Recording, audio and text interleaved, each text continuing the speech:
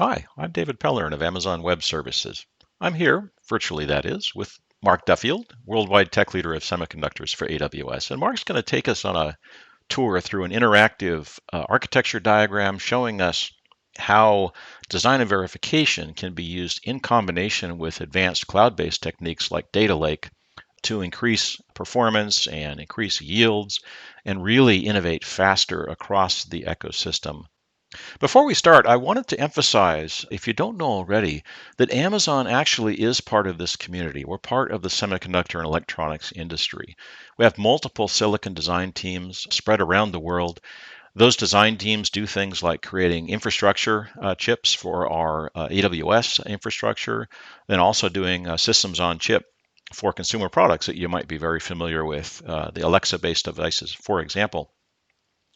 And we actually benefit quite a lot internally at Amazon from the use of AWS in our own IC development.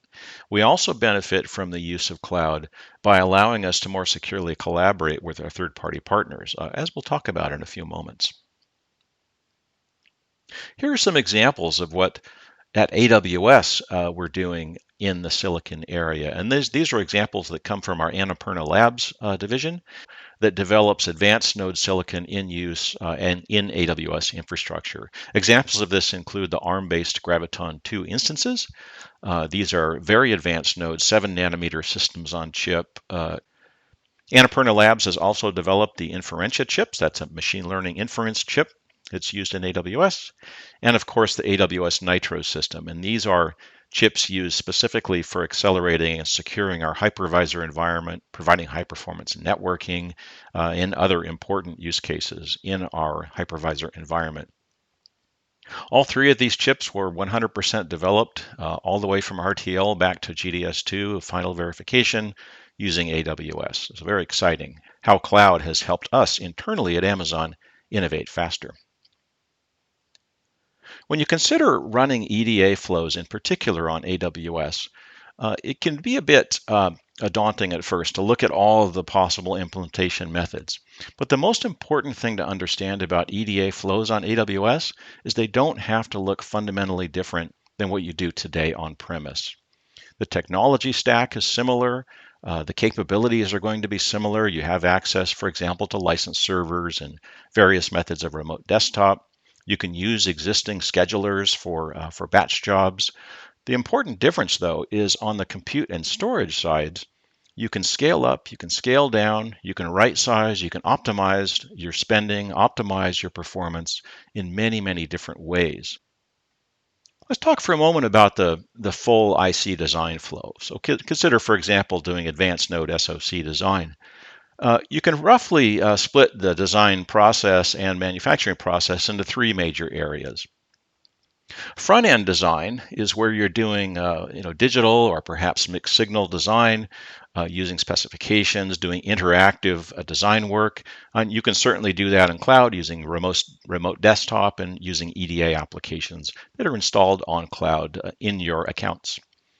Design verification and synthesis, this is where you're getting into things like regression testing, running gate level sims, starting to run synthesis and getting some actual results. And you have a lot of iteration that happens in front end design. It's a very important part of SoC design.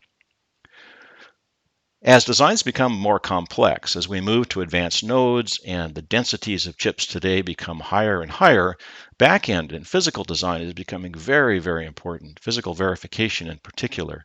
And this is where you're looking at timing, for example. You're looking at power and noise.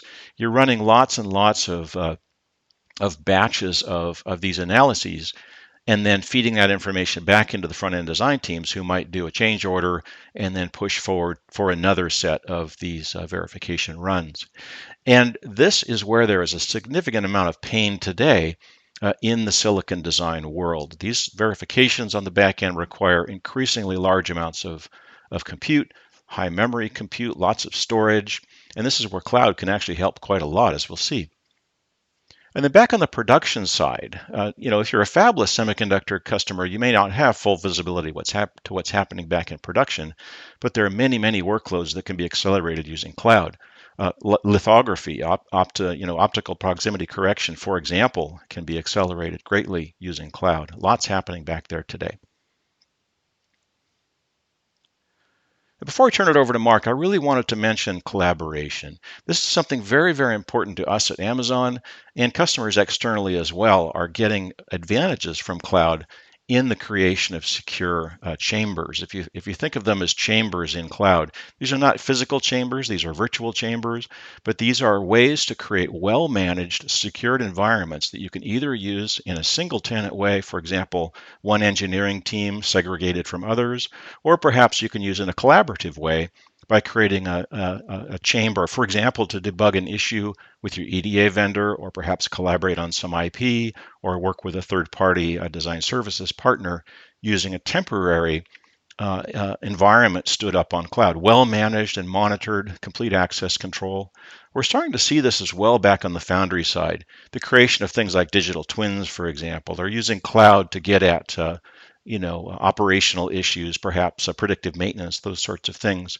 So cloud is becoming a very important enabler for this type of across supply chain collaboration. Now I'd like to turn it over to Mark Duffield to give us a really a bigger picture of where all of this fits together in cloud and some of the enabling technologies that allow advanced node design and manufacturing to happen and be accelerated using cloud. So take it away, Mark. Well, thank you, Dave. And building on what Dave was saying about collaborative design, collaborative environments, scaling EDA, all the learnings that we have from our Annapurna team, I'd like to deep dive into an architecture, and it's fairly comprehensive. And so we're going to take several steps to get there. But let's start with what it takes to go from RTL to silicon, just a high-level view. These are all the components that you're going to need. Let's start to break this down. So thinking about how you're going to need your customer specifications, you're going to need IP, you're going to need your EDA tools from your ISV. That's all going to feed into the RTL to GDS2, the semiconductor design verification, and that's really where we're going to start looking, building out the architecture in AWS. That, of course, is going to feed into the Foundry, and that goes to contract manufacturing, packaging, and test, and that goes on to the next gen of connected devices. So on AWS, we allow customers to build out these scalable, elastic, high-performant environments, and it leads to reducing time to market, and it also increases return on investment. So if we look at just the architectural components of this and really thinking about how to break this down so we can build out the architecture in AWS, this is what we're left with, right? So the on-prem data center, which has your customer specifications, your design data, your NFS servers, but also working with your IP providers again, your ISVs, to the Foundry, contract manufacturing. Let's start to put these into boxes and think about how do we actually get these to all work together. How are these going to play into the entire ecosystem and the architecture that's going to help you build that out? But also let's start thinking about the collaborative efforts, right? So taking data from the Foundry or taking data from the contract manufacturer to actually collaborate on that data, increase yields, actually take product feedback, feed that into your design cycle, and make better products. So the flow really hasn't changed though, right? So even though we've moved this and thinking about moving all of this to AWS, it's the same process, right? You still have on-prem and customer specifications, your IP provider feeding into the design verification, Foundry, contract manufacturing, onto your devices, right? So this hasn't changed, right? From either on-prem into AWS. And now let's start thinking about architecturally, how do we actually build this out step by step? Well, it starts with connections, right? So let's get you connected to AWS, and I have two connection methods here. You can enable multiple, but we like to start generally speaking with a VPN or direct connect, or you can even use your internet connection as well. But once you have that, let's start to think about data and the data that you're going to need to run your first POC or just a demo workload on AWS. Let's get that into an S3 bucket and start standing up some infrastructure, right? So let's think about maybe just a login server and an FSX Lustre file system. It gets you up and running. It gets some of your tool engineers on, in AWS that are actually running some of their workloads just as a test.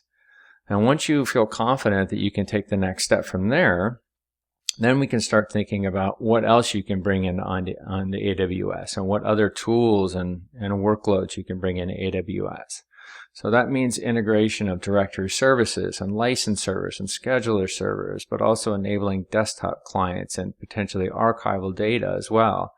And we're also enabling global access too, to remote desktops and visualizations for anywhere around the world. And now we can actually start extending that and really start to scale out those flows, right? So now we've connected back into on-prem. We're potentially using a scheduler server on-prem, maybe scheduling jobs into AWS for burst capability, what have you. We're also enabling license management across AWS into on-prem, maybe using both or just one, or certain workloads one place and certain workloads in another place.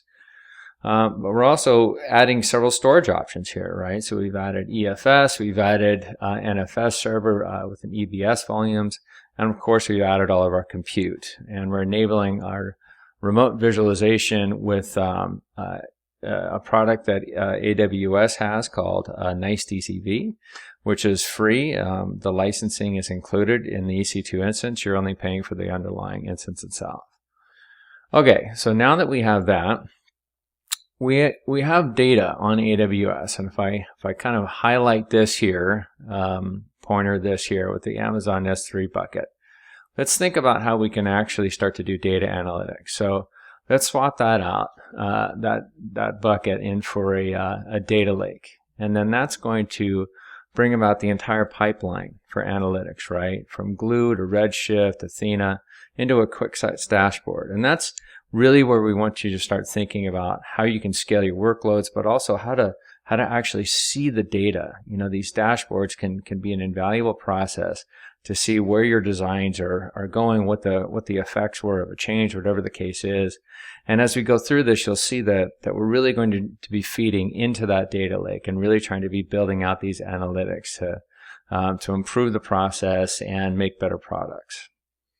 So continuing along with that, we can also do job optimization with AI/ML, feeding into the login scheduler and license server, making sure that every license is used, that you don't have any licenses sitting around, and that it's used effectively. So now that we have that, we can think about how we bring in our IP providers and our ISVs into the same data lake. So we're bringing in those new tools or tools that have an update, whatever the case is, and that's going into the same place. And then we're going to think about how that's actually going to feed into the infrastructure as well. So at this point, you really have everything you need to run your entire flow, your entire design flow on AWS. So now let's bring in the Foundry. So you have your GDS2 file. Let's launch an S3 bucket, create an S3 bucket where either the Foundry has access to, you restrict access to, or you transfer via SFTP. In any case, once they have the GDS2 file, that kicks off the entire process of manufacturing. So it goes to the contract manufacturer, the assembled product goes to the OEM and the customer, down to a next-gen connected devices. So this is the entire flow, from design all the way down to the actual devices themselves. So once we have this, let's start thinking about how to optimize this. Let's start thinking about how to actually build out those analytics so we can actually make these flows better, increase yields. So let's start thinking about how we can bring in the ISVs, the IP, and actually running some of our own regressions and tests on rather than on-prem, do that in AWS, and that feeds into the same analytics pipeline.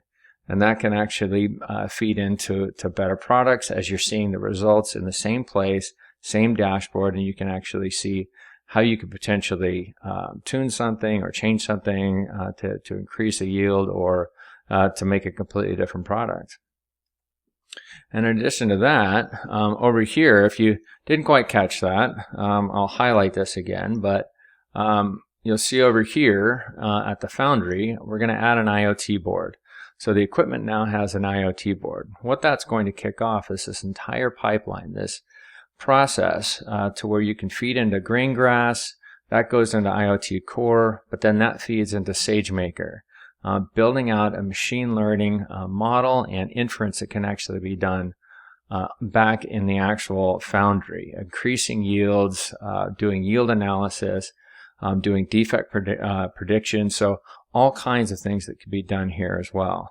And not only that, but we're taking all that data, and if you look over here on this side, we're taking that data, putting that into an Amazon DynamoDB, and kicking off a Lambda function that feeds it right into the data lake. So again, we're feeding right back into this analytics pipeline that you should be able to make a great use of, again, whether that's yield analysis or defect prediction, all that data in this data lake in one place.